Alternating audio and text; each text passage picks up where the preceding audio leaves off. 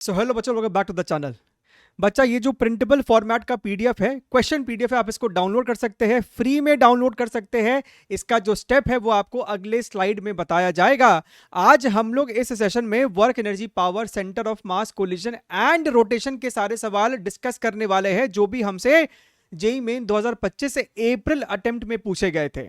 कुल मिलाकर आपको यहां पे 20 क्वेश्चन देखने मिले थे इन तीनों टॉपिक से, और अच्छे अच्छे सवाल भी आपको देखने के लिए मिले थे। स्टेप्स क्या है इसको डाउनलोड करने का, प्रिंटेबल फॉर्मेट के पीडीएफ को?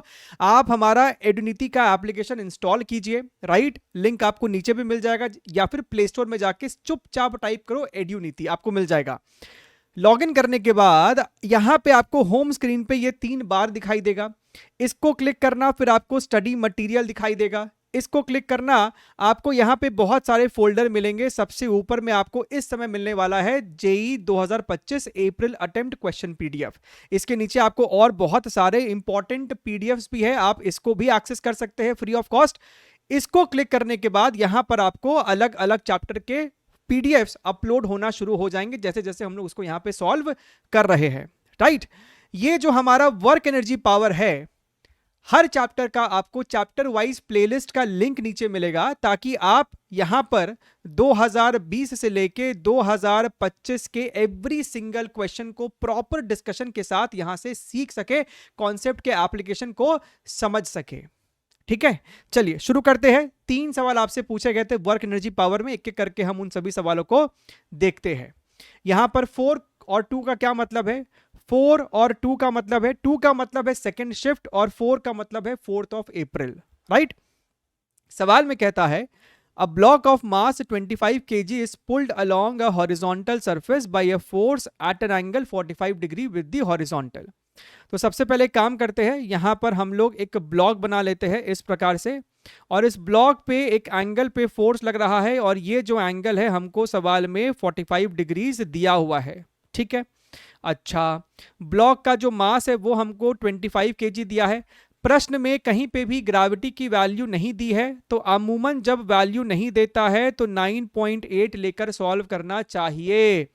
The friction coefficient between the block and the surface is 0.25, तो यहां पर म्यू की वैल्यू है आपको 1/4। The work done by the applied force in the displacement of 5 metre of the block is, और सवाल में कहता है कि भैया स्पीड जो है वो आपको यूनिफॉर्म है, यानी कि इस फोर्स के वजह से आपको एक कंपोनेंट इधर आएगा विच इज योर F/√2, एक कंपोनेंट ऊपर आएगा which is again your F/√2, right? F sin 45 degree, F cos 45 degrees. ठीक है सर, तो जैसे ही ये F/√2 आया, बॉडी की टेंडेंसी आगे मूव करने की है, तो बॉडी पे फ्रिक्शन पीछे लगना शुरू करेगा। Eight the same time body पे आपको उसका वेट भी लग रहा होगा, 25 into gravity, 25 into gravity, gravity को भी हम जी ही लिख देते हैं। ठीक है, और ग्राउंड जो होगा वो इस पे नॉर्मल लगा रहा होगा। तो क्योंकि हमारा ये बॉडी आपको एक यूनिफॉर्म स्पीड से मूव कर रहा है, यानी कि जो फॉरवर्ड फोर्स है that must be equal to your friction. लेकिन सर जो फ्रिक्शन है, फ्रिक्शन तो सर म्यू इंटू नॉर्मल के बराबर होता है, और सर वर्टिकल डायरेक्शन में कोई मोशन नहीं है, यानी normal plus F/√2 is equal to 25g। कहने का मतलब है कि normal is equal to 25g minus F/√2। तो इस वैल्यू को इस वाले इक्वेशन में सब्स्टिट्यूट करो। F/√2 is equal to mu into normal, mu की वैल्यू 1/4 है, और नॉर्मल की वैल्यू 25g माइनस F/√2 है। अब यहां पर कैलकुलेशन है, आपको कैपिटल F की वैल्यू चाहिए। ठीक है, तो हम क्या कह रहे हैं, 4 को इधर मल्टीप्लाई करो तो ये हो जाएगा 4F/√2, उसके बाद ये वाला टर्म भी लेफ्ट साइड जाएगा, तो ये भी हो जाएगा यहाँ पे F/√2 is equal to 25 times gravity. ये आपको हो रहा है कितना, 5F, यानी कि हम कह सकते हैं कि sir F/√2 is equal to, ऊपर में 5 था तो वो 5 इस 25 को मारेगा, तो ये आपको बचेगा 5g। अगर तुम ध्यान से देखो तो हमसे कहता है work done by the applied force. Applied force का ये कंपोनेंट है और ये कंपोनेंट है, इस कंपोनेंट की वजह से कोई वर्क डन नहीं होगा, यानी कि जो वर्क डन होगा ना वो इस वाले कंपोनेंट के वजह से है, मल्टीप्लाइड बाई जो भी आपको डिस्प्लेसमेंट था। डिस्प्लेसमेंट आपको 5 मीटर का है, एफ बाई रूट 2 हमने सॉल्व कर लिया है 5 into g multiplied by displacement भी हमारा यहाँ पे 5 के ही बराबर है, यानी कि सर ये आपको हो जाएगा 25 इंटू 9.8। अगर 10 होता तो आंसर 250 होता, लेकिन आप देख सकते हो कि यहाँ पे 250 के पास 245 है, तो यकीनन जब इसको मल्टीप्लाई करोगे तो 245 आ ही जाएगा। तो भैया 245 जूल्स, यानी option number 3 is the correct answer.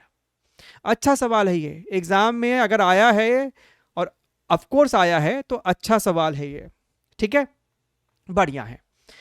An object of mass 1000 gram experiences a time dependent force this much. The power generated by the force at a time t is how much? ठीक है, देखिए इस सवाल में एक कमी है, और वो कमी क्या है हम आपको आगे समझाएंगे। वो इनको लिखना चाहिए था, राइट। यहाँ पे खास बात यह है इस चैनल पे कि अगर किसी सवाल में कोई कंट्रोवर्सी है या फिर क्लैरिटी देनी चाहिए थी तो वो आपको यहाँ पे मेंशन किया जाएगा। दी पावर जनरेटेड, तो आप भी समझ रहे हैं कि भैया power generated would be nothing but F dot V. आपके पास एफ वेक्टर दिया हुआ है, हमको वी वेक्टर चाहिए, तो भाई साहब एक्सेलरेशन क्या हो जाएगा एफ बाई एम, यानी कि इसको अगर हम, मास कितना है पता है ना, 1 kg है मास, 1000 ग्राम मत लिख देना, 1 kg है, तो इसको 1 से अगर डिवाइड कर दोगे तो एक्सेलरेशन आ जाएगा, तो 1 से डिवाइड किया तो यही खुद आ जाएगा, यानी 2t i cap plus your 3t square j cap. A vector को तुम लिख सकते थे dv बाई dt, समझ रहे हो, यानी कि sir dv is equal to 2t i cap plus your 3t square j cap, ये आपको dt है और इसको हम इंटीग्रेट करते। अब यहां पर दिक्कत यही है कि भैया आपको इनको लिखना चाहिए था कि पार्टिकल जो भी ऑब्जेक्ट है वो रेस्ट से शुरू हुआ है, अदरवाइज फिर आंसर या फिर इसको सॉल्व इनके हिसाब से फिर नहीं कर पाएंगे। तो समय शून्य पे स्पीड आपको 0 लेने पड़ेगी और किसी टाइम t पे स्पीड इसकी v है, राइट, वेलोसिटी वेक्टर v है। सो v इज इक्वल टू, इसको इंटीग्रेट करोगे तो 2t का इंटीग्रेशन t स्क्वायर ही आएगा सिर्फ, तो t square i cap plus t cube j cap, ठीक है, अच्छा है। तो भैया power is equal to F dot V, ये वाले वेक्टर को इस वाले वेक्टर के साथ डॉट प्रोडक्ट ले लो, तो आई वाला आई के साथ डॉट देगा 2t क्यूब प्लस ये वाला इसके साथ डॉट देगा तो दे देगा 3t टू द पावर 5, यानी कि भैया यहां पे मेरे को ऑप्शन नंबर 4 जो है सही दिख रहा है, ठीक है। चलिए अगला प्रश्न देखते हैं क्या बोल रहा है। अच्छा, कॉन्सेप्चुअल है या फिर इसको आप थ्योरेटिकल बोल लो। Which one of the following forces can not be expressed in terms of potential energy. Potential energy जो है वो कंजर्वेटिव फोर्सेस के लिए डिफाइंड होता है। आपका कूलम्ब फोर्स हो या ग्रेविटेशनल फोर्स हो, यहां पे देखिए फ्रिक्शनल फोर्स तो साफ साफ दिख रहा है कि नॉन कंजर्वेटिव है, तो इसके लिए डिफाइन तो करते ही नहीं है। जहां तक बात आपको आती है यहां पे रीस्टोरिंग फोर्स की, एग्जाम्पल क्या, सबसे अच्छा एग्जाम्पल क्या, स्प्रिंग, आप उसको खींचोगे तो वो वापस से रिस्टोर होना चाहता है, इलास्टिक बैंड, राइट, तो उसके अंदर भी जो एनर्जी है हम लोग उसको पोटेंशियल एनर्जी से डिफाइन करते हैं। तो यहां पे ऑप्शन नंबर 3 आपको मोस्ट सूटेबल ऑप्शन है, ठीक। नेक्स्ट अपना यहां पे शुरू होता है centre of mass and collision. इसके भी हमने 2020 से लेके 2025 अभी तक के करंट सारे सवाल सॉल्व किए हैं। लिंक चैप्टर वाइज प्लेलिस्ट का लिंक आपको नीचे मिलेगा, make sure that you are making the best out of it. अच्छा सवाल देखिए, सवाल का लैंग्वेज थोड़ा सा ना अटपटा सा है, हालांकि जब आप इसको एग्जाम में आएगा आपको पता है कि वो क्या पूछना चाहता है, लेकिन सही तरीके से they have not expressed it. Consider 2 blocks A and B. आपके पास क्या है, एक ब्लॉक ए है, दूसरा ब्लॉक बी है, इसका मास 5 किलो, इसका मास 10 किलो। यहां पे स्प्रिंग अटैच्ड है, स्प्रिंग का स्प्रिंग कांस्टेंट है 3000 न्यूटन पर मीटर। ये वाला जो ब्लॉक है वो एक कांस्टेंट वेलोसिटी v से विच इज 3 मीटर्स पर सेकेंड b के तरफ मूव कर रहा था। तो क्या होगा, ये जाएगा और स्प्रिंग के साथ कांटेक्ट में आएगा, फिर ये स्प्रिंग को थोड़ा सा जैसे ही कंप्रेस करेगा ये वाला बी ब्लॉक भी फॉरवर्ड डायरेक्शन में मूव करना शुरू कर देता है, right. After collision suppose that blocks A and B along with the spring in constant compression state move together, then the compression in the spring is how much?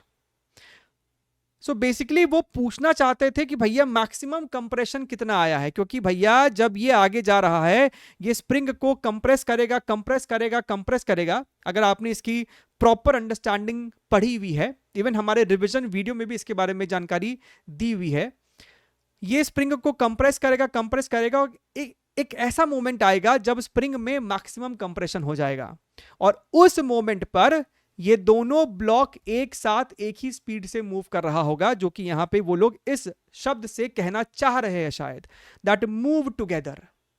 ठीक है, ऐसा नहीं कि वो लोग हमेशा उसी कंप्रेशन स्टेट में, उसी मैक्सिमम कंप्रेशन स्टेट में ही मूव करता जाएगा, क्योंकि स्प्रिंग उसके बाद फिर दोबारा से एक्सपैंड भी होएगी। बात समझ में आ रहा है? They could have worked a little better while writing this language, लेकिन अपने को समझ में आ रहा है कि उनकी चाहत वही है जानने की कि भैया मैक्सिमम कंप्रेशन क्या है। तो यहाँ पे जो सबसे फास्टेस्ट और क्विक तरीका हो सकता है, that is the concept of reduced mass.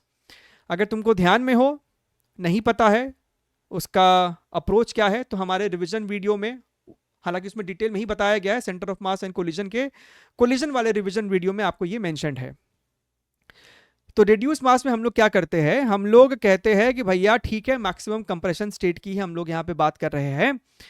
So basically ये चित्र आपका कुछ ऐसा हो जाएगा, दिस इज योर 10 kg, यहाँ पर आपको स्प्रिंग है, and this is your 5 kg, ये आपका स्प्रिंग कांस्टेंट है। इस पूरे सेटअप को हम लोग एक सिंगल स्प्रिंग और मास से रिप्लेस कर देते हैं। ठीक है, जहां पे जो इस वाले बॉडी का अब मास होगा दैट इज द रिड्यूस्ड मास, और वो रिड्यूस्ड मास क्या होता है, that is m1 m2 upon m1 plus m2, ये दोनों का प्रोडक्ट डिवाइडेड बाई इन दोनों का सम। तो ये आपको हो जाएगा 10/3 kgs, 10/3 kgs। तो अब आपका ये जो बॉडी है वो है 10/3 kgs का।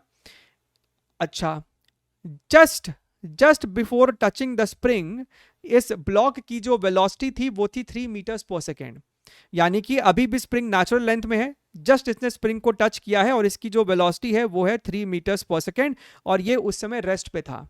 तो इन दोनों ब्लॉक्स के बीच की रिलेटिव वेलोसिटी जो है शुरुआत में 3 ही है। तो आप स्प्रिंग नेचुरल लेंथ में है, आपने ब्लॉक को वही रिलेटिव वेलोसिटी दे दी 3 मीटर्स पर सेकेंड। अब यहां पर तुम लगा दो एनर्जी कंजर्वेशन कि भैया आपने इस ब्लॉक को इतनी वेलोसिटी दी है, ये जाएगा स्प्रिंग को कंप्रेस करेगा, राइट। शुरुआत में इट हैज काइनेटिक एनर्जी, और बाद में it will only have potential energy. तो हाफ आपका मरेगा, और यहां से x की वैल्यू हो जाएगी v/μ/k। v की जो वैल्यू है वो हमारे पास जनाब 3 है, और म्यू यानी कि reduced mass that is your 10/3, और k की वैल्यू ऑलरेडी हमारे पास 3000 है। अगर हम यहाँ पर ध्यान से देखें तो 0 से 0 मरेगा, ये आपको कितना है 900, सो 900 बाहर आएगा तो 30, ऊपर में 3 है, तो ये आपको बचेगा 1/10 मीटर, यानी कि भैया 0.1 मीटर। तो ऑप्शन नंबर 3 जो है इसका सही जवाब है। ठीक है, एकदम क्लियर है? बहुत बढ़िया सर, बहुत ही बढ़िया है। अगला प्रश्न देखिए, क्वेश्चन नंबर 2, और ये एक बड़ा ही स्टैंडर्ड सा क्वेश्चन है, सेंटर ऑफ मास निकालने का सवाल है। हमको कहता है अ rod of length 5L is bent right angle keeping one side as a 2L. The position of center of mass of the system is what? Consider L is equal to 10 centimetre. 10 centimetre मतलब ये आपको हो गया है 20 centimetre, और ये अपने को हो जाएगा 30 सेंटीमीटर। एक और चीज ये लोग यहां पर लिख सकते थे कि भैया जो आपका ये रॉड है वो यूनिफॉर्म मास डिस्ट्रीब्यूशन वाला है। तो कहने का ये मतलब है कि अगर ये 2L लेंथ के मास को हमने 2m बोल दिया, तो 3L लेंथ का जो मास होगा वो 3m हो जाएगा। ठीक, अच्छा सर, ये y एक्सिस है, ये x एक्सिस है, तो ये जो, और ये सब है ना, ये जो रॉड का विड्थ है ना, ये नेग्लिजिबल विड्थ है। ये भी इनको यहां पे प्रॉपर्ली लिखना चाहिए कि ये जो रॉड का विड्थ है वो आपको नेग्लिजिबल है, बहुत पतली सी रॉड है। मतलब डायग्राम वाइज हम ऐसे कह सकते थे, एक रॉड ये रही और एक रॉड यहां पे रही। ठीक, चलिए, एनीवेज तो एक काम करते हैं, उसको ड्रॉ कर ही देते हैं जो अभी अभी हमने दिखाया था। एक रॉड 20 सेंटीमीटर की और एक रॉड 30 सेंटीमीटर की। तो हम यहाँ पर क्या करेंगे, हम बोलेंगे कि भैया ये जो रॉड है 20 सेंटीमीटर वाली, इसका सेंटर ऑफ मास इसके ज्योमेट्रिक सेंटर पे होगा। यानी ये रॉड का पूरा पूरा मास हम लोग यहां पर कॉन्सेंट्रेटेड मान सकते हैं। 2m इसका मास हो गया है और कोऑर्डिनेट क्या हो जाएगा, ये रॉड का लेंथ 20 सेंटीमीटर था, यानी 10,0 हो गया कोऑर्डिनेट। ये जो आपका 3m मास का रॉड है, इसका सेंटर ऑफ मास इसके ज्योमेट्रिक सेंटर पे होगा, यानी यहां पर मास हो जाएगा 3m और इसका लेंथ है 30 centimetre, which means this coordinate is 0,15। ठीक बात है सर। अब खेला खत्म हो गया, यानी कि sir x centre of mass is equal to, इसको अगर तुम m1 कह देते हो और इसको अगर आप m2 कह देते हो, तो m1 x1 यानी 2m into 10 that is your 20m plus m2 x2, तो m2 इंटू x2, ये तो सर 0 ही हो गया, divided by total mass which is your 5m। तो यहां से हमको ये 4 निकल के आया। Similarly y centre of mass is equal to m1 y1, so 2m into 0 is 0 plus m2 y2, 3m into 15 is equal to your 45m divided by total mass, तो ये हमको सर 9 आ गया। यानी सर सेंटर ऑफ मास का जो position vector अगर हमको लिखना पड़े, अगर यहां पे आपका सेंटर ऑफ मास है, तो ये जो सर मेरा पोजीशन वेक्टर है वो हमको हो जाएगा 4i cap plus 9j cap which is your option number 4। देख लीजिए, क्लियर है, एकदम क्लियर होना चाहिए। चलिए नेक्स्ट अपना यहां पर आता है रोटेशन। रोटेशन में हमको 15 सवाल पूछा गया और ठीक ठाक सवाल है, अच्छे अच्छे सवाल भी आपको देखने के लिए मिलेंगे। ध्यान से देखिएगा, पहला ही प्रश्न यहां पर 2 अप्रैल शिफ्ट 1 में आपसे यह प्रश्न पूछा गया, a cord of negligible mass is wound around the rim of a wheel supported by spokes with negligible mass. मतलब ये रिम है और बीच में आपको इस प्रकार से स्पोक्स होंगे, लेकिन ये जो अंदर में स्पोक्स है ये मासलेस है, यानी ये एक काइंड ऑफ रिंग हो गया है ना, डिस्क भी नहीं है, रिंग हो गया है। बढ़िया है। The mass of the wheel is 10 kg, तो मास हमको दिया हुआ है 10 किलो और रेडियस हमको दिया हुआ है 0.1 metre and it can freely rotate without any friction. ठीक है, बढ़िया है, वेरी गुड। यहां पे अगेन इनको एक बात लिखना चाहिए था कि ये जो रिंग है ना वो इस एक्सिस के अबाउट, ये और अदर इनटू द प्लेन, इसी एक्सिस के अबाउट घूम सकता है। ये प्रॉपर्ली क्लियरली लिख दे ताकि बच्चे को कंफ्यूजन नहीं हो, खासकर जो और अच्छे बच्चे हैं। Initially the wheel is at rest, if a steady pull of 20 newton is applied, तो भैया आपने 20 न्यूटन से यहां पे धागे को खींचना शुरू किया, तो तुम समझ पा रहे होगे कि ये जो आपका रिंग है और जो आपका ये एक रिम है, ये भी आपको इस प्रकार से घूमना शुरू कर देगा। इस फोर्स के वजह से ये घूमेगा तो और धागा नीचे की तरफ निकलता जाएगा। समझ रहे हो, यहां पे आपके पास एक रिंग है और इस पे धागा लपेटा हुआ था और यहां पे इसका एक छोर है, आप इस छोर को पकड़ के खींचना शुरू कर दिए हो इस पर्टिकुलर फोर्स से। ठीक, बढ़िया है, very good. If a steady blah blah blah, if a steady pull of 20 Newton is applied on the cord, the angular velocity of the wheel after the cord is unwound 1 meter. अनवुंड 1 metre, यानी कि 1 metre लंबा धागा आपको यहां निकल चुका है। ठीक है, उस समय इसकी एंगुलर वेलोसिटी क्या है? शुरुआत में एंगुलर वेलोसिटी 0 रही होगी। अब देखिए, एक तरीका इसको सॉल्व करने का होगा वर्क एनर्जी थ्योरम, और एक तरीका होगा एकदम नॉर्मल मेथड। एकदम नॉर्मल मेथड कि पहले आपने अल्फा निकाला, टॉर्क लग रहा है, ब्ला ब्ला ब्ला। कहने का क्या मतलब है, देखिएगा दोनों मेथड से हम लोग यहाँ पे इसको डिस्कस करेंगे। Let us talk about method number 1, जहाँ पे नॉर्मल तरीके से अगर कोई बच्चा इसको अटेम्प्ट करता। यहाँ पर आपके पास ये रहा, इसके चारों ओर आपको धागा लपेटा हुआ था, धागा का छोर अभी यहीं पर था, आपने 20 न्यूटन का फोर्स लगाया और यहां से धागा आपको बाहर निकलता गया, बाहर निकलता गया, बाहर धागा निकलता गया। कितना लंबा धागा निकल गया जनाब, कितना लंबा धागा निकल गया है जनाब, तो 1 मीटर धागा निकल गया है। ठीक है, हमको ये बताओ कि ये जो 1 मीटर धागा था जो अभी निकला है, वो 1 मीटर धागा पहले इस पे ऐसे लपेटा हुआ था, राइट? तो कहने का मतलब है इतना एंगल ये रिंग घूमा होगा, इतना एंगल ये रिंग घूमा होगा, तभी तो 1 मीटर जो पहले ऊपर था वो आपको निकल गया है, अब आपको स्ट्रेट लाइन पाथ में है। एकदम बात को समझना। तो अगर कोई हमसे पूछेगा कि भैया ये जो भी टाइम है, राइट, ये जो 1 मीटर धागा निकला, इसका मतलब ये रिंग, ये व्हील कितने एंगल से रोटेट किया है? This is your theta, this is R and this was your L. तो एल थीटा और आर में रिलेशन है ना, और ये एल मेरा यही 1 मीटर है। तो हम यहां पर कह सकते हैं ना कि sir L is equal to theta into R, यानी कि theta is equal to L by R. L की वैल्यू 1 है और थीटा की वैल्यू आर की वैल्यू 0.1 है। This is your 10 radians. अच्छा, तुम जो ये फोर्स लगा रहे हो 20 न्यूटन का, और मोमेंट ऑफ इनर्शिया की अगर हम यहां पे बात करेंगे तो भैया ये आपको एक रिंग की तरह है, तो मोमेंट ऑफ इनर्शिया हो जाएगा चुपचाप से mr का स्क्वायर। तो अगर कोई हमसे इस फोर्स के वजह से टॉर्क पूछेगा, so torque is equal to F into R, क्योंकि भैया यही वो परपेंडिकुलर लेंथ है, तो चुपचाप से एफ इंटू आर हो जाएगा टॉर्क, और torque is equal to I into alpha, I into alpha. So F into R is equal to I की जगह तुम लिखते mr square times your alpha. तो आपका एक आर से एक आर मरता, और यहां से हमको अल्फा समझ में आ रहा है एफ अपॉन एम आर है। क्या एफ की वैल्यू मेरे पास है? बिल्कुल है। क्या मास की वैल्यू मेरे पास है? बिल्कुल है, दैट इज योर 10। और आर की वैल्यू मेरे पास यहाँ पर 0.1 है। तो सर ये हमको कहीं ना कहीं 20 रेडियंस पर सेकेंड स्क्वायर निकल के आ रहा। ठीक है सर।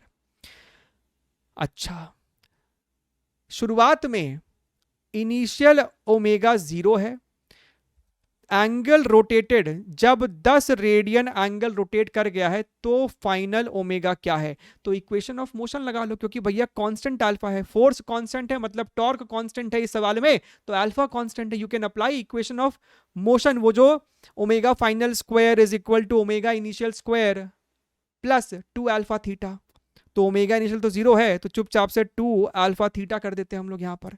तो omega final is equal to under root of 2 times alpha की वैल्यू 20 है और थीटा की वैल्यू अपने को 10 दे रखी है, तो ये कितना हो रहा है 400 का अंडर रूट, यानी कि भाई साहब 20 रेडियंस पर second, which is your option number 1। Clear है एकदम? तो ऐसे तो हम लोग इसको कर ही सकते थे, लेकिन तुम भी जानते हो कि वर्क एनर्जी थ्योरम का मतलब है कि ये सवाल चुटकियों में खत्म हो जाएगा। अब ध्यान से देखो, ध्यान से देखो, धागे का छोर अभी यहीं पर था, तुम 20 न्यूटन का फोर्स लगा रहे हो, लगा रहे हो, लगा रहे हो, और ये जो फोर्स, तुम जो फोर्स लगा रहे थे वो धागा को पकड़ के तुम नीचे खींच लिए हो 1 मीटर, राइट? 1 मीटर ही है ना, 1 metre, this was your force 20 newton. So what is the work done by this external agent? Work done is equal to your force into displacement, that is your 20 joules, and work done is equal to gain in kinetic energy. Initial kinetic energy is 0 and final kinetic energy is your half I omega का square, half mr square, mass 10 kg है, radius 0.1 है यानी कि 0.01 into omega का square. तो भाई साहब ये जो वर्क डन है 20 जूल्स का, that should be equal to this one. तो ये आपको हो जाएगा कितना 0.1 यानी कि 1/20 मल्टीप्लाइड बाई ओमेगा स्क्वायर। तो सर यहाँ से ओमेगा मेरे को 20 रेडियंस पर सेकेंड आ गया। तो इससे आपको चुटकियों में आ रहा है, बट द पॉइंट इज कि अपने को सब कुछ सारा अप्रोच आना चाहिए, कॉन्सेप्ट और बेटर क्लियर होता है। ठीक, चलिए ये आपको सवाल है रोटेशनल इक्विलिब्रियम का। आपके पास इस प्रकार से एक स्क्वायर प्लेट है, ठीक है, एक स्क्वायर लामिना है, और इस पॉइंट पे वो हिंज्ड है, राइट? आप यहां पर अलग अलग फोर्सेस लगा रहे हो, एक फोर्स ऐसे लगा रहे हो, एक फोर्स ऐसे लगा रहे हो, ऐसे लगा रहे हो, ऐसे लगा रहे हो, ऐसे लगा रहे हो, ऐसे लगा रहे हो। ये सभी फोर्सेस जो है ये आपको कैपिटल एफ है, लेकिन ये वाला भी 10 न्यूटन, ये वाला भी 10 न्यूटन, ये भी 10 न्यूटन एंड ये भी 10 न्यूटन। हमसे कहता है कि भैया ये कैपिटल एफ की वैल्यू कितनी होनी चाहिए ताकि ये जो आपको लामिना है वो रेस्ट पर रहे, इट रिमेन्स स्टेशनरी। तो भैया इस ओ पॉइंट के अबाउट कोई भी नेट टॉर्क नहीं होना चाहिए, वरना तो फिर ये ऐसा रोटेट कर जाएगा, चाहे ऐसे रोटेट करे या ऐसे रोटेट करे। मजे की बात यह है कि ये वाला जो 10 न्यूटन है इसको पीछे एक्सटेंड करोगे तो इसी से पास करेगा। मतलब सर ये तो कोई भी टॉर्क नहीं लगा सकता, तो इसका टॉर्क तो काउंट ही नहीं होगा। सिमिलरली इसको अगर तुम पीछे एक्सटेंड करोगे तो ये वाला 10 न्यूटन का भी कोई टॉर्क नहीं होगा इसके अबाउट, तो सर ये भी कैंसिल हो जाएगा, इसको काउंट ही नहीं करना अपने को।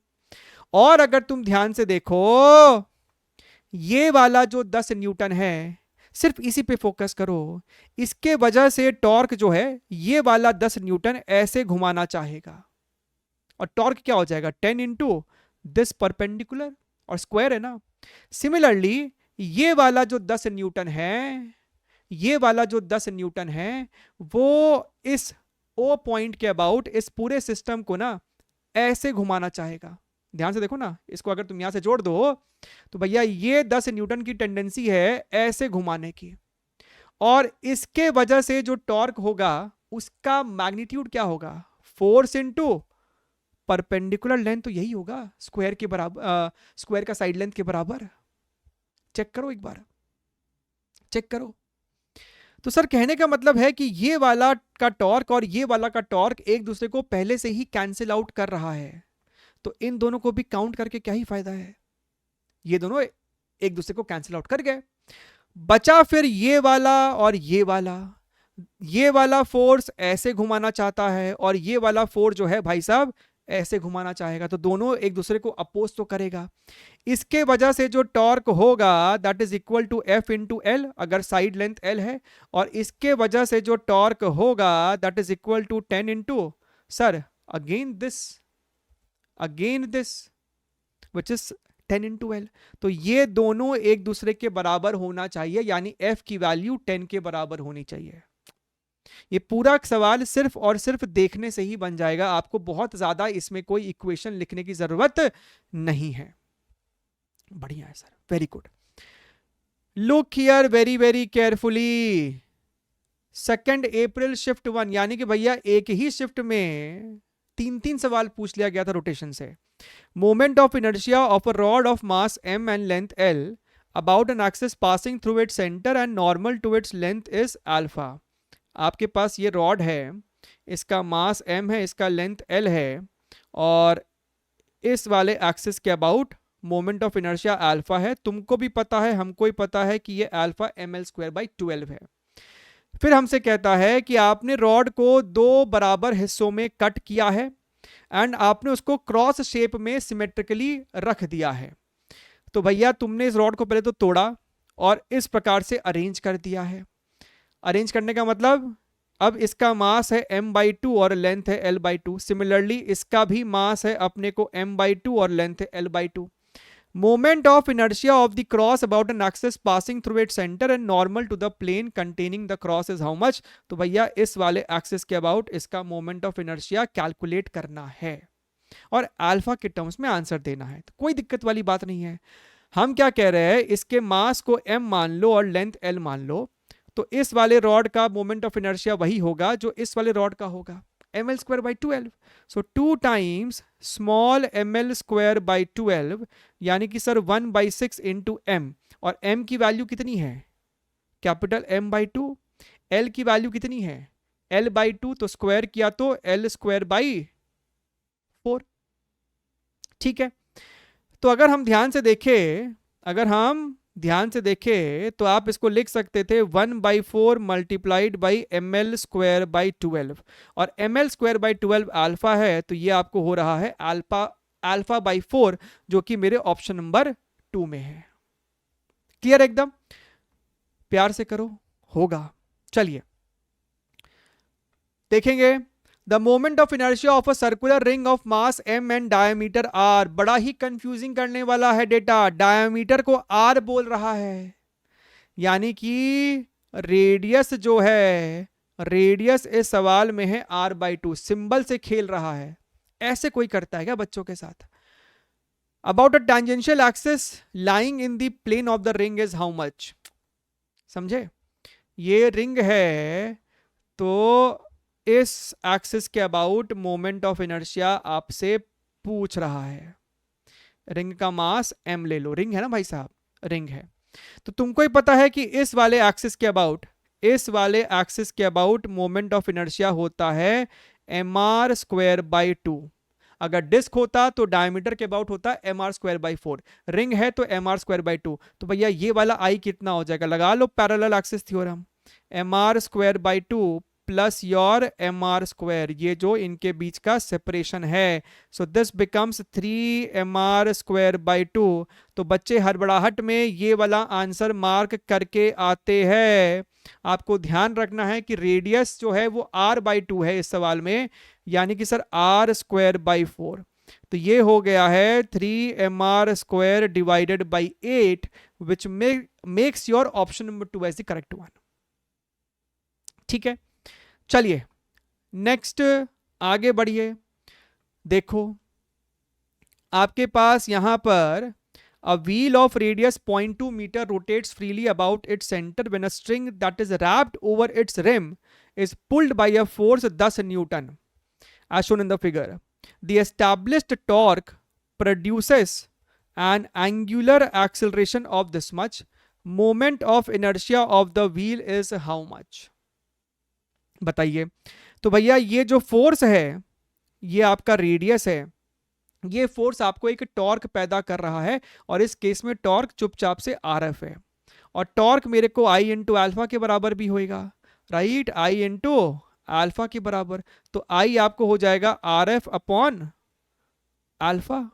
ठीक है, R की वैल्यू 0.2, F की value 10 and this is your 2। सो ये मेरे को भाई साहब 1 निकल के आ रहा है, तो 1 इसका जवाब हो जाएगा, राइट? इस सवाल का सही जवाब आपको इंटीजर था और 1 डाला गया है।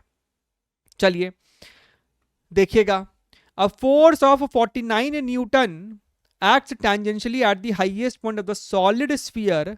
सॉलिड स्फीयर का मतलब है moment of inertia 2/5 mr²। If the sphere it is rolling without slipping, ठीक है, लिखा हुआ है if the sphere rolls without slipping then the acceleration of the centre of the sphere is how much.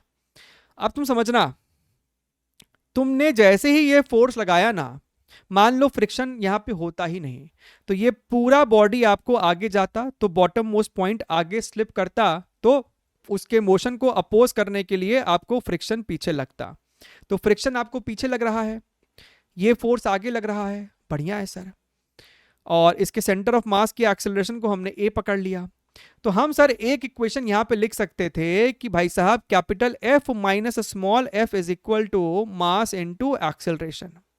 और एक इक्वेशन तुम लिखोगे torque वाला इक्वेशन, टॉर्क वाला इक्वेशन। अगर रोलिंग विदाउट स्लिपिंग है तो तुमको पता है कि A is equal to alpha into R, यानी कि alpha is equal to A/r। अब अगर तुम ध्यान से देखोगे तो भाई साहब अल्फा आपका क्लॉकवाइज है, यानी कैपिटल F का टॉर्क डोमिनेट, अच्छा कैपिटल F का टॉर्क और स्मॉल f का टॉर्क, दोनों का टॉर्क ही आपको सेम सेंस में है, तो सपोर्टिंग टॉर्क है। तो कैपिटल F का टॉर्क प्लस फ्रिक्शन का torque is equal to I into alpha. और ये भैया है एक सॉलिड स्फीयर, तो 2/5 mr² टाइम्स अल्फा, और अल्फा है A/r। ठीक, ये दोनों r को कॉमन लेके अगर तुम डिनोमिनेटर में लाते ना, या फिर ये दोनों r से एक स्क्वायर मरता और ये वाले r से ये वाला r भी पूरा मर जाता। So eventually you are left with f plus f is equal to 2ma/5, that is your equation number 2। अब दोनों इक्वेशन को आप ऐड कर दो, तो ये f और ये f मरेगा, and 2f is equal to ma plus 2/5 ma is nothing but 7 ma/5। तो यहां पर a की वैल्यू हो जाएगी 10f divided by your 7 into M. So 10 into F की वैल्यू है अपने को 49, 7 इंटू कैपिटल एम और एम की वैल्यू है 20। तो यहां से 7700 7/2 is 3.5। Option number 1 is your correct answer. देख लीजिए, अच्छे से चीजों को समझते चलिए, आगे बढ़ते हैं, अगला प्रश्न देखते हैं। देखो, कॉन्सेप्चुअल क्वेश्चन है, आपका फॉर्मूला चेक कर रहा है और कुछ नहीं। इनमें से कौन कौन सा इक्वेशन आपको सही है? Torque is equal to R cross F, ये बात हम लोग जानते हैं। हम लोग ये भी जानते हैं कि angular momentum is equal to R cross P, और हम लोग ये भी जानते हैं कि torque is also equal to rate of change of angular momentum, यानी D by D T R cross P. तो जितना अभी तक लिखा है torque is equal to R cross L, गलत है। ये वाला मैच कर रहा है, मतलब सर ये सही है। Sir torque is equal to I into alpha तो होता ही है, और torque is equal to R cross F तो सर होता ही है।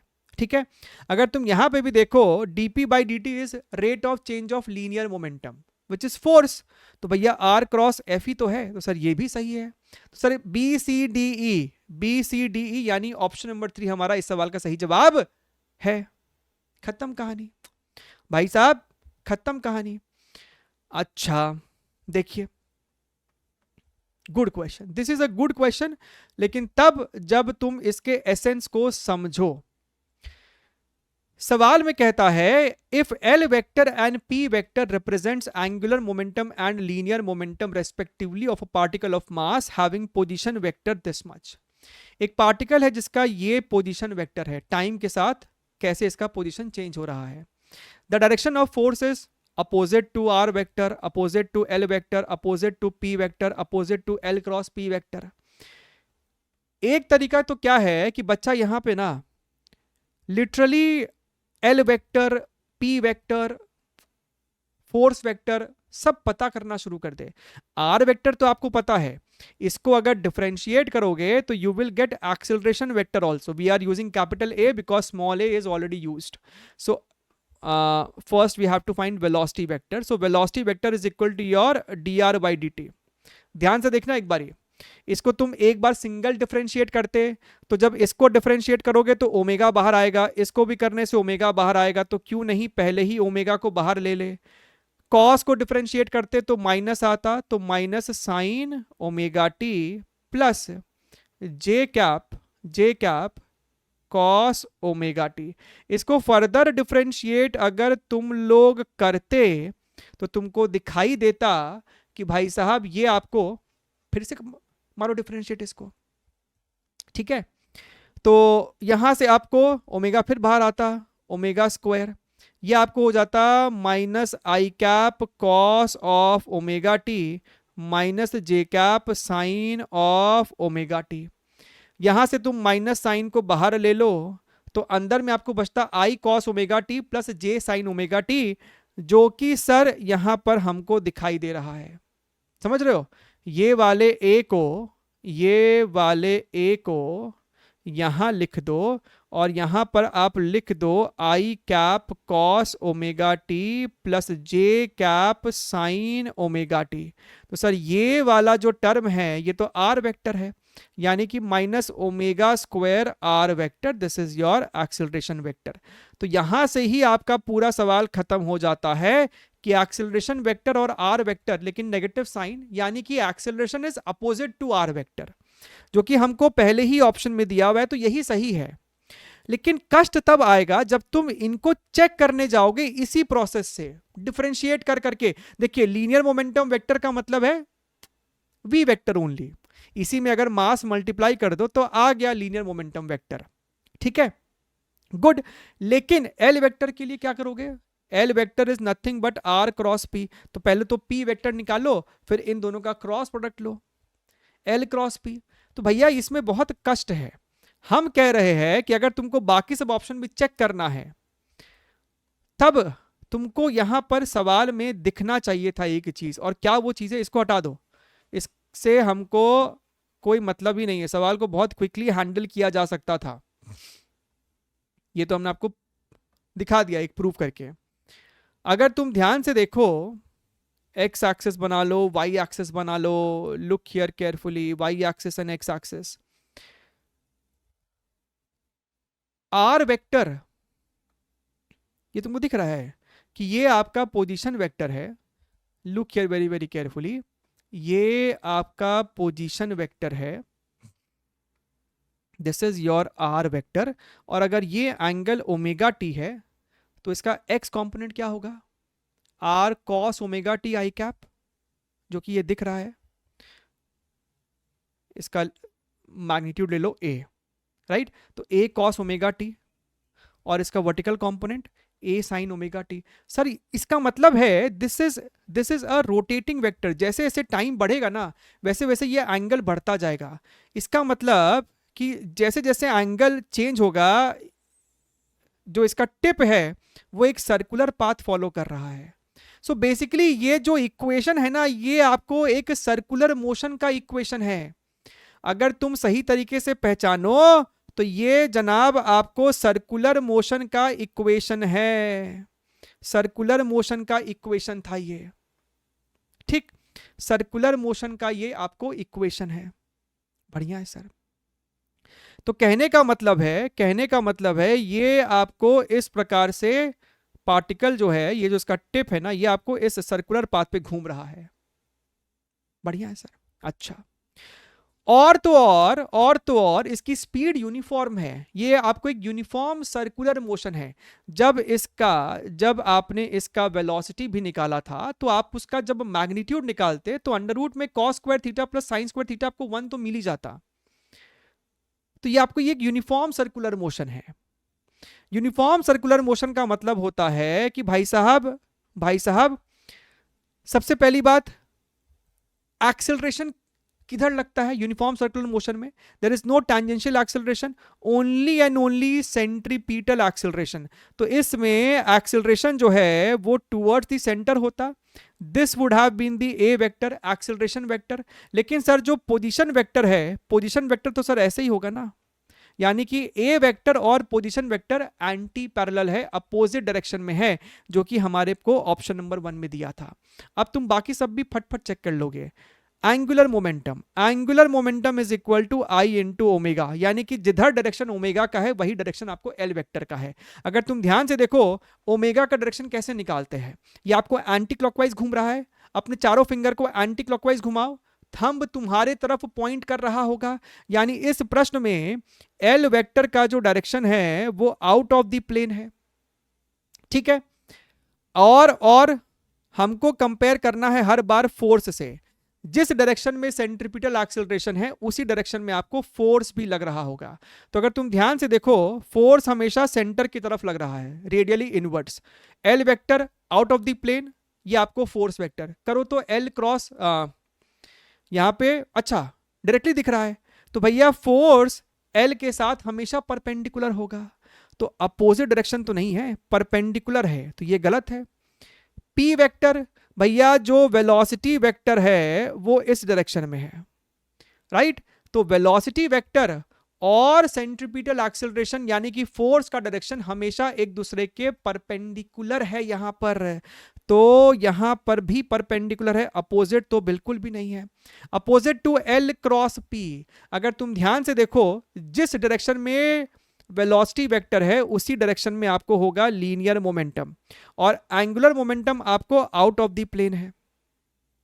करो तुम यहां पे एल क्रॉस पी, करो तुम एल क्रॉस पी, तो तुम्हारा थंब इधर की तरफ आ रहा होगा, यानी कि रेडियली इनवर्ट्स आ रहा होगा। किसी भी लोकेशन पे कर लो, अगर तुम यहां पे हो ये वेलोसिटी वेक्टर यानी कि यही लीनियर मोमेंटम का डायरेक्शन, और angular momentum sir out of the plane है, direction wise out of the plane है। तुम यहां पे भी कर लो एल क्रॉस पी, तो तुम्हारा जो डायरेक्शन होगा वो इधर आएगा, और सेंट्रीपिटल एक्सेलरेशन या फिर फोर्स भी इधर है।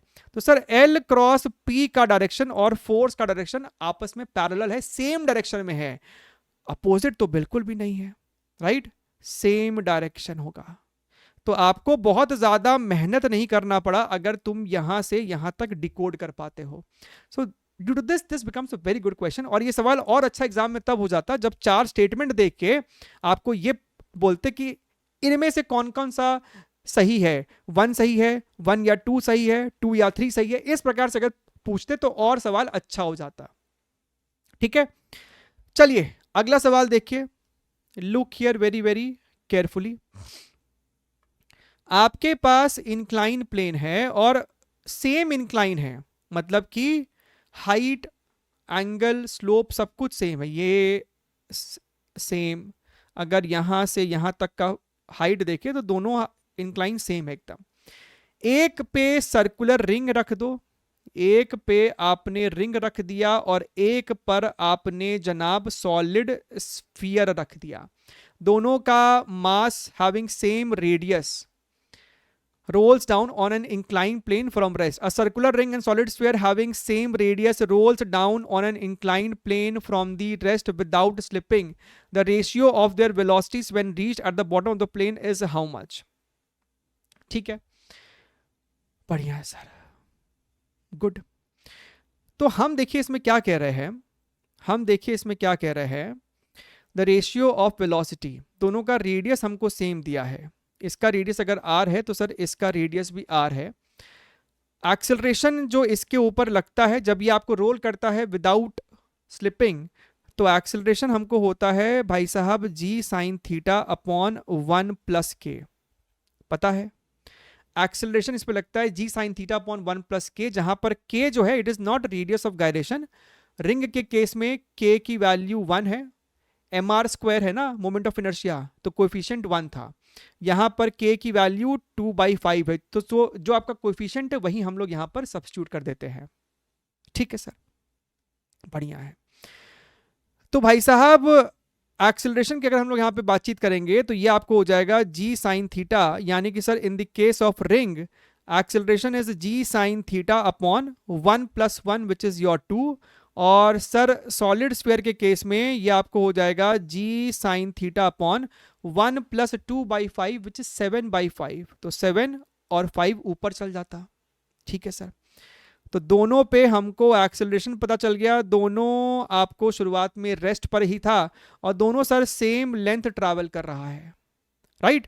तो जो वेलोसिटी होगा at the end v square is equal to u square plus 2as, because it's a constant acceleration, तो u आपका 0 है तो चुपचाप से हम 2al लिख सकते हैं, right.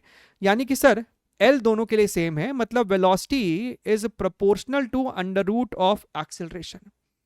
The ratio of their velocities, पहले रिंग और फिर सॉलिड स्फीयर, तो हम यहां पे लिखेंगे sir vr upon vs is equal to under root of ring का acceleration which is your g sine theta upon 2 divided by this fellow 5g sine theta divided by 7।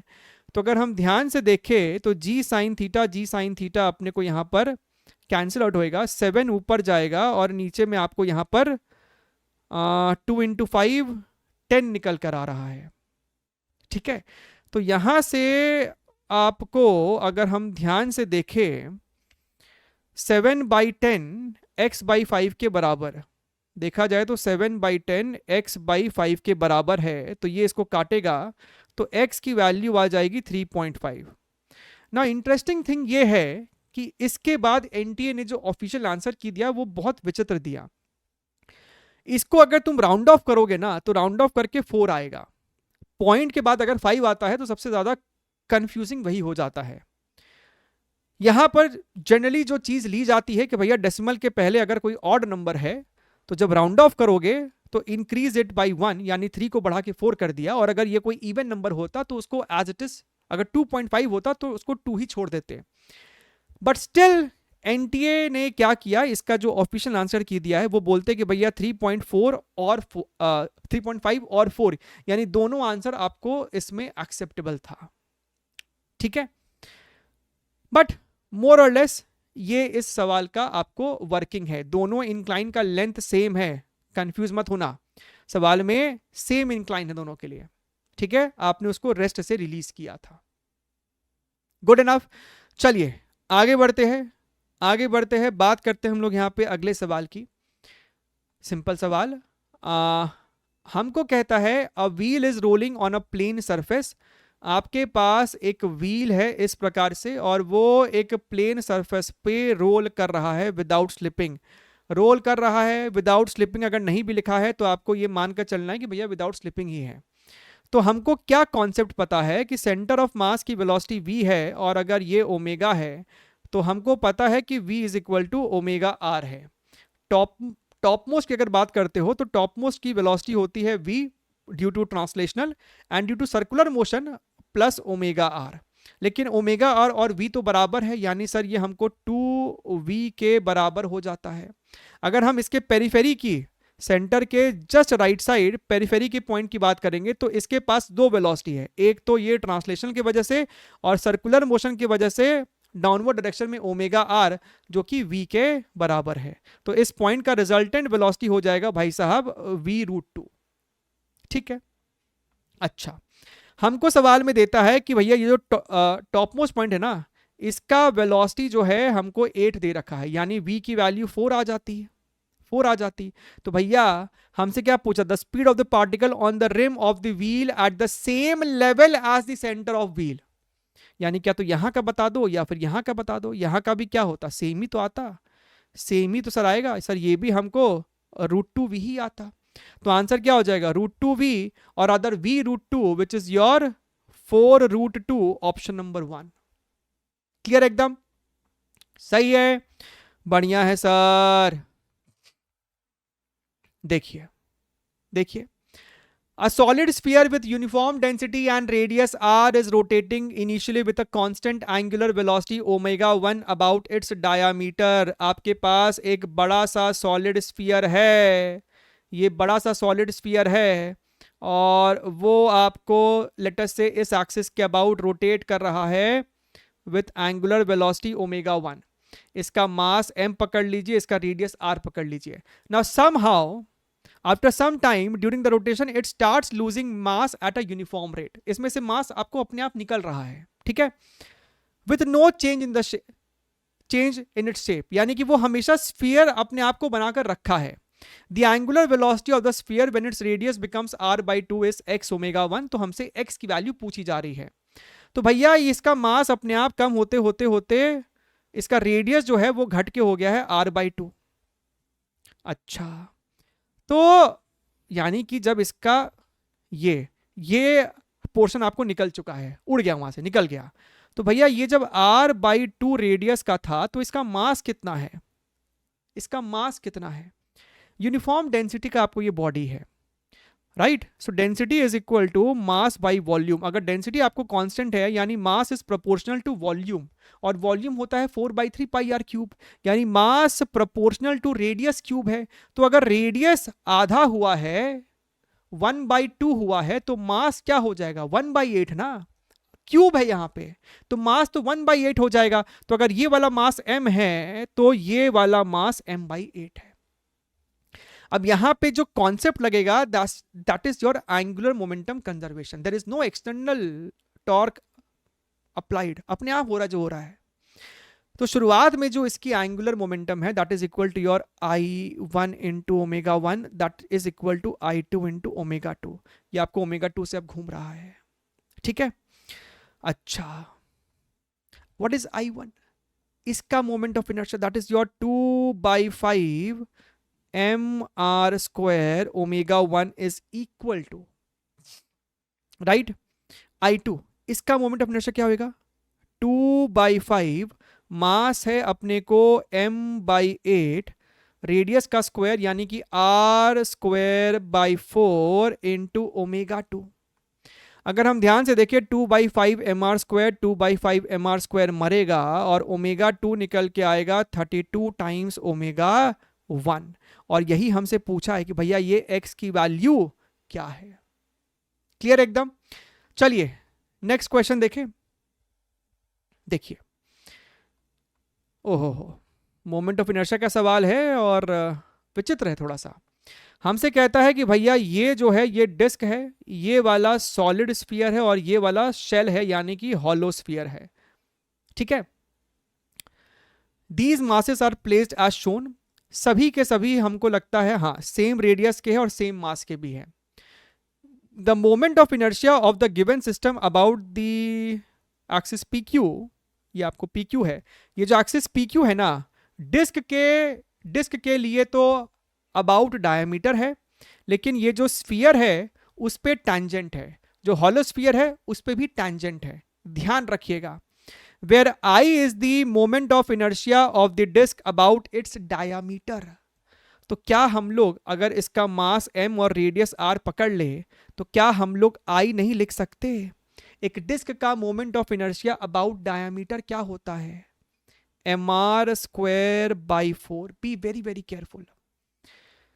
अब इस पूरे सेटअप का मोमेंट ऑफ इनर्शिया लिखो, moment of inertia about P Q axis. तो disc का क्या होगा भैया? Disc P Q axis disc के लिए भी तो अबाउट द डायमीटर ही है, तो भैया डिस्क का मोमेंट ऑफ इनर्शिया तो यही हो जाएगा, that is your mr square by 4 plus, जहां तक बात है सॉलिड स्फीयर की, तो भैया सॉलिड स्फीयर का moment of inertia about this axis. ठीक है, तो सॉलिड स्फीयर का moment of inertia about its own centre of मास और डायमीटर जो बोल लो, ये होता है 2/5 mr स्क्वायर। तो इस एक्सिस के अबाउट के लिए लगाओगे ना parallel axis theorem, 2/5 mr square plus mr का square, 2/5 mr square plus mr square is 7/5, 7/5 mr square plus, और ये हॉलो स्फीयर, तो हॉलो स्फीयर में ये वाला चीज आपको हो जाएगा 2/3। सो 2/3 mr square plus mr square is how much? 5/3 mr square. तो भैया इसको ऐड करना है, एलसीएम लेना पड़ेगा, तो 5 4 20 3 60, तो 60 ये आपको हो जाएगा 15 प्लस 14 इंटू 7 कितना होता है? 5 नहीं, ये 14 नहीं होगा भाई साहब, 12 होगा, 12 इंटू 7 इज 84 प्लस ये आपको 20 है, 20 तो इंटू 500, ये हो गया है mr स्क्वायर।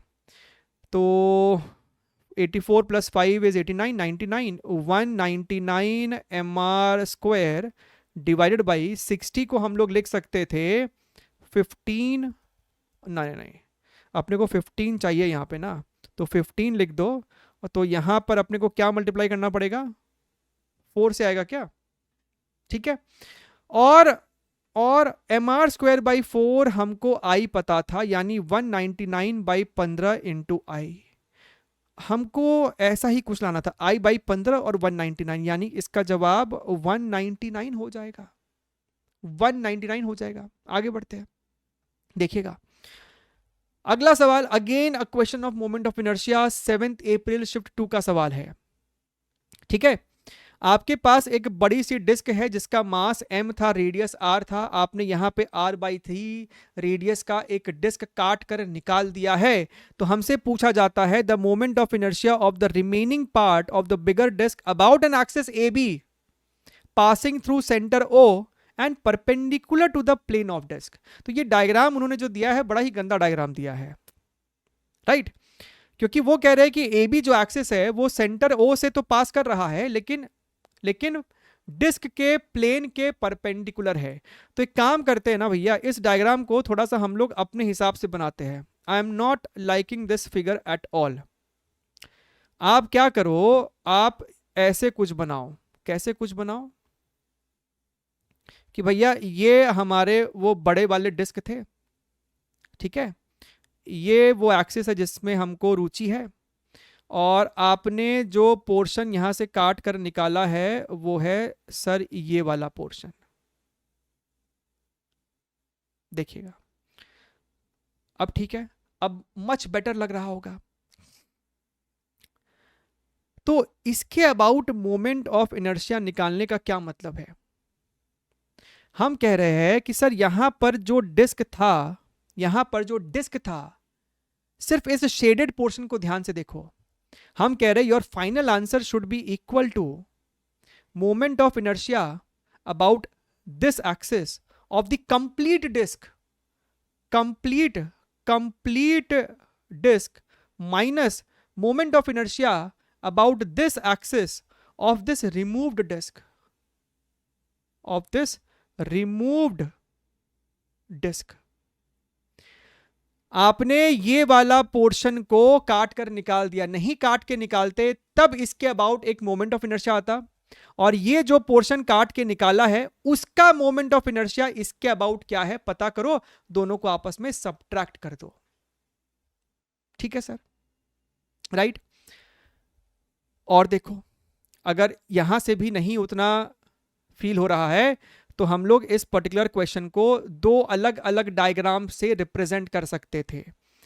एक डायग्राम, एक और डायग्राम, ध्यान से चीजों को देखना, ध्यान से चीजों को देखना। एक कंप्लीट डिस्क की बात करेंगे हम लोग, एक यहां पर हम लोग कंप्लीट डिस्क की बात करेंगे, और एक वो डिस्क की बात करेंगे जो हम लोग काट के निकाले हैं, एक वो डिस्क की बात करेंगे जो हम लोग काट कर निकाले हैं। तो इसको ये हम लोग कह देते हैं I1, और ये डिस्क इस एक्सिस के अबाउट घूम रहा है, इसको हम लोग कह देते हैं I2। सो हम लोगों का इंटेंशन है to find out what is I1 minus I2, what is I1 minus I2, वही मेरे लिए जवाब होगा। पूरे डिस्क का मास है m और रेडियस r।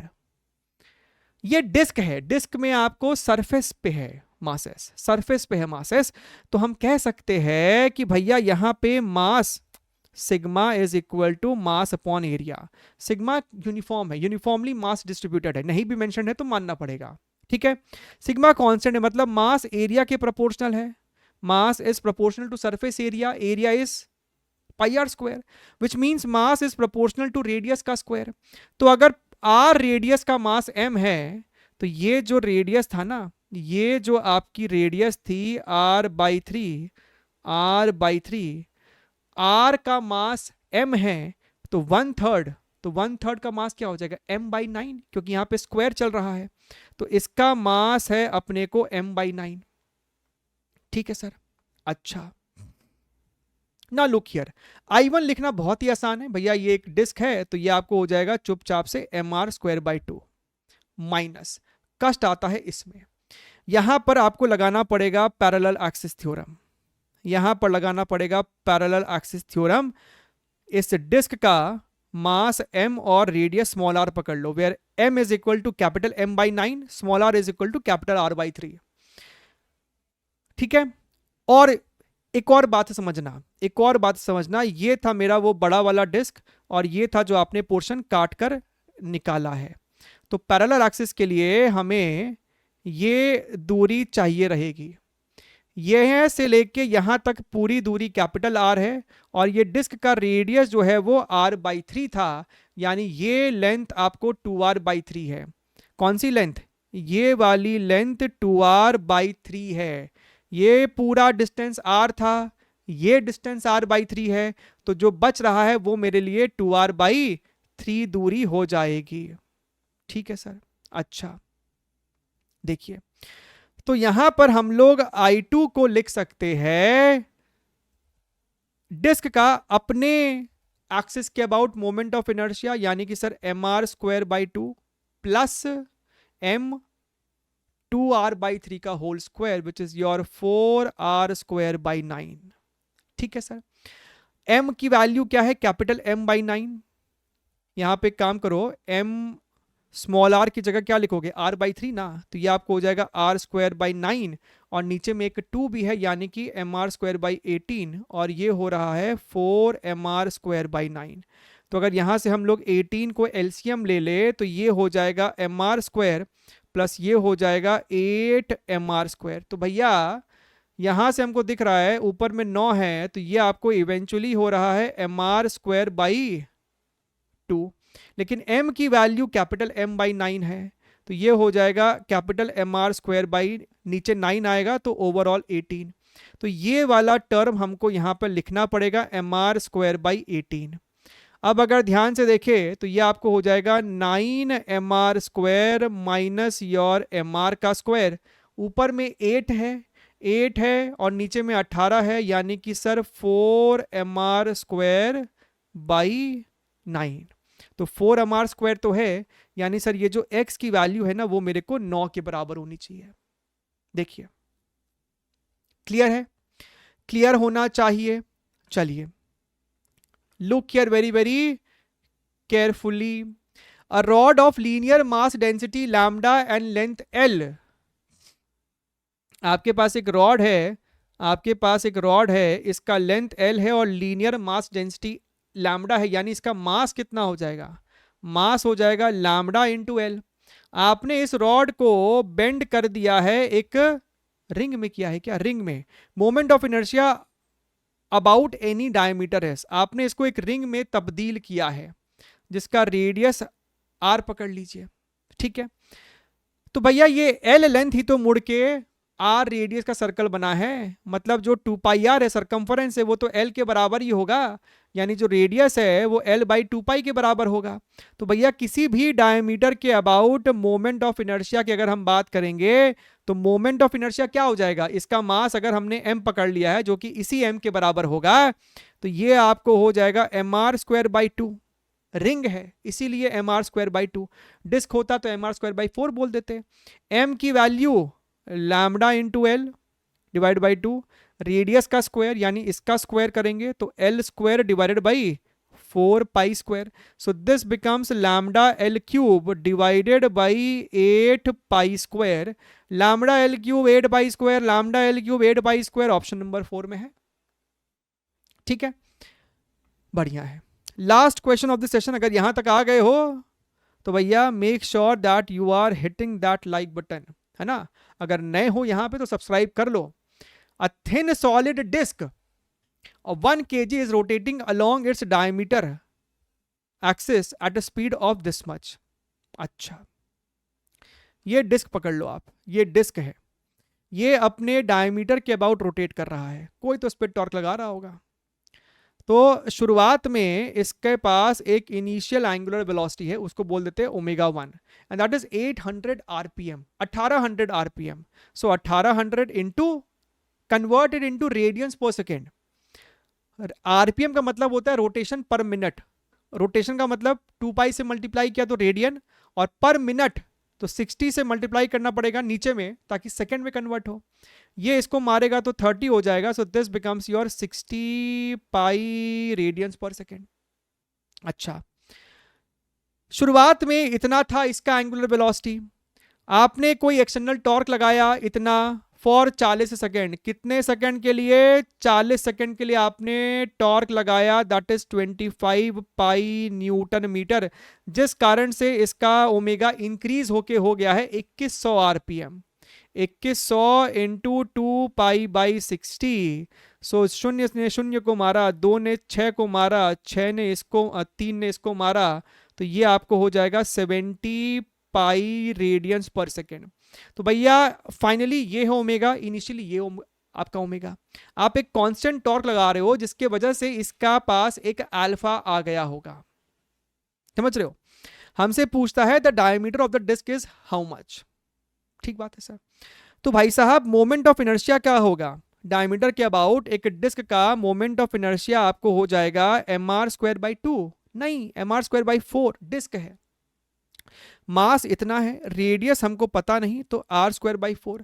तो भैया torque is equal to I into alpha, so alpha is equal to torque which is 25 pi divided by, and moment of inertia is r square by 4, so this becomes 100 pi divided by radius का square.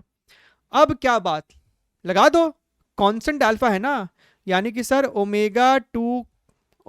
Omega 2 is equal to omega 1 plus alpha t, वही equation v is equal to u plus a t, बढ़िया है sir.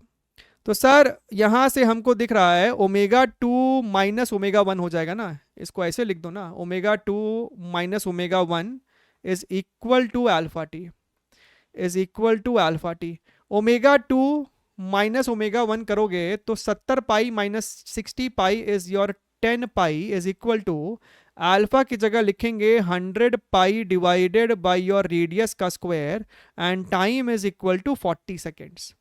तो अगर हम ध्यान से देखें ये इसको मारेगा तो इतना, ऊपर में 400 है तो radius is equal to under root of 400, यानी कि सर 20 मीटर। तो डायामीटर कितना हो जाएगा, twice of radius which is your 40 metres. तो इस सवाल का सही जवाब अपने को 40 हो जाएगा, ठीक है। चलिए मिलते रहेंगे, take care, wish you all the very best and bye bye.